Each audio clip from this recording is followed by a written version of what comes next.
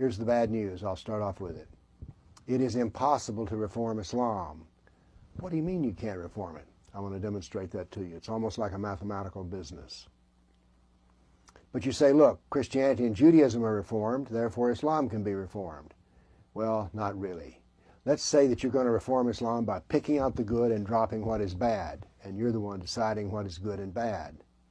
Well, this Islam you're going to pick and choose from, what is it? It's Quran, Sirah, and Hadith. So therefore, if you're going to reform Islam, you have to reform the Quran, the Sirah, or the Hadith. Let's start with the Quran. What does it say about itself? Quran 3:7. No one knows the true interpretation except Allah. That's the interpretation of the Quran. But those firm in knowledge say, we believe in it. All of it is from our Lord. So since every verse comes from Allah, who are you to pick and choose amongst it?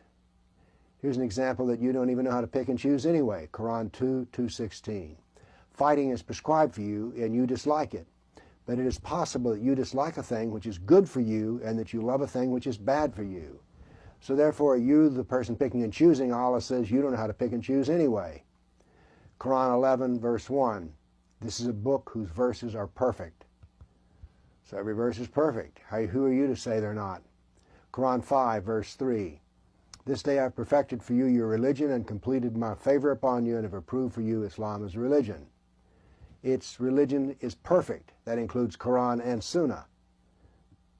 What are you going to do about that? How do you reform perfection?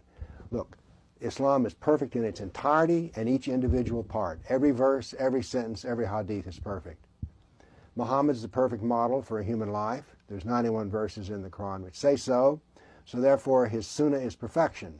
There's not good Sunnah and bad Sunnah. It's all Allah's perfection.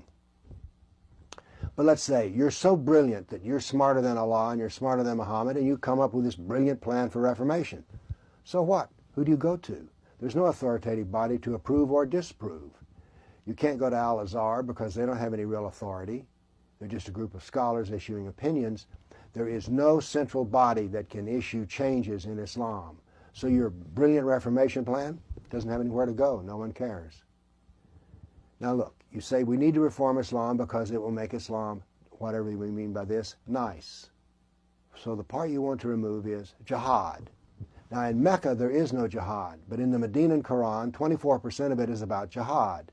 Bukhari's Hadith 21% are about jihad, and the Sirah, his life, is 67%, 2/3.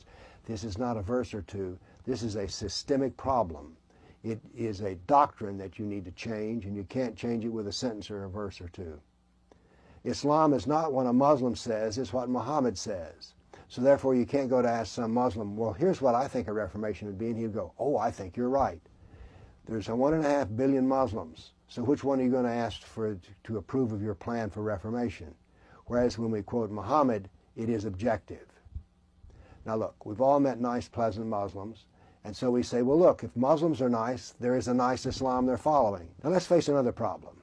Why are you trying to fix what is not broken? Islam is overwhelmingly successful in Europe, Brazil, Central America, United States, and Canada. They don't need to fix anything. It's working like a fine Swiss watch. Look, you ever notice something about these reformer people? They're apologists for Islam, or they're a member of an insignificant group of Muslims. They just simply don't count. So let's go over it again. Quran is perfect, Sirah is perfect, Hadith is perfect. You can't reform them. The doctrine is systemic. It's not just a little bitty tweak here or there. There's no body of authority that can approve any changes you make, and then it's not broken. Why fix it? So these are the reasons that Islam cannot be reformed. I don't care how nice the person is who says it can be.